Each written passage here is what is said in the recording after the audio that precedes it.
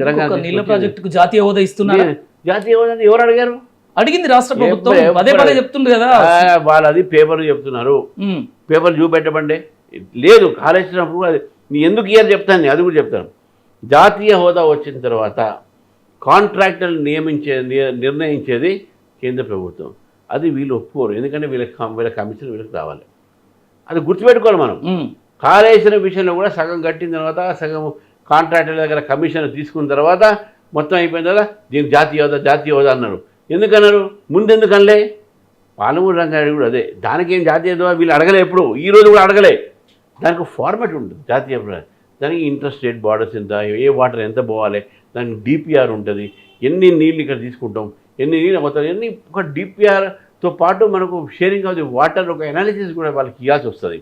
కాబట్టి ఇవన్నీ ఉంటేనే దానికి నేషనల్ ప్రాజెక్ట్ వస్తుంది. అంతేందుకు రామచంద్రరావు గారు, బీజేపీ ఇక్కడ మనకు రామగుండంలో ఫర్టిలైజర్స్ యూరియా తెలంగాణ రాష్ట్ర అధ్యక్షుడిగా మీరు చీఫ్గా ఉన్నారు. యూరియా విషయంలో రైతులు సఫర్ అవుతున్నారు అనేది మీకు రోజు చూస్తున్నారు. కానీ ఒక రాష్ట్ర అధ్యక్షునిగా ఉండి కేంద్రంతో మాట్లాడి మా రాష్ట్రంలో తయారవుతున్న యూరియా ఇక్కడ రైతులు తిప్పలు పడుతున్నారని ఏ రోజైనా కేంద్రంతో మీరు మాట్లాడారు? 40% చెప్తున్నా కదా మేము, మీకు అదే చెప్తా ఉన్నాను. కాంగ్రెస్ డిమాండ్ చేస్తుంది, కాంగ్రెస్ డిమాండ్లకు వాల్యూ ఉండదు. నేను చెప్తానండి, మీరు మా స్టేట్మెంట్ చూడండి. ప్రెసిడెంట్ అయినప్పుడు కొత్తగా వచ్చినప్పుడు ఇక్కడ ఉన్నటువంటి రాష్ట్రంలో యూరియా కొరత ఎప్పుడు లేదు. నీమ్ కోటెడ్ యూరియాతోని దేశవ్యాప్తంగా కూడా ఎప్పుడు యూరియా కొరత రాలే. ఇది కాంగ్రెస్ పార్టీ సంబంధించిన కొంతమంది దళారీలు, ఈ ఫర్టిలైజర్ ఒక సంబంధించినటువంటి ఒక బిజినెస్ మెన్, వీళ్ళు ఆర్టిఫిషియల్ స్కేర్సిటీ, కృత్రిమ కొరతని వాళ్ళు నిర్మాణం చేశారు. నేను అప్పుడు చెప్పాను.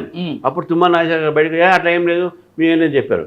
నేను ఆ రోజు కూడా చెప్పాను, ఖరీఫ్కు రాబీకు రావాల్సిన యూరియా మొత్తం కూడా కేంద్ర ప్రభుత్వం నుంచి నేను లెక్కలతో సహా చెప్పిన ఆ రోజు.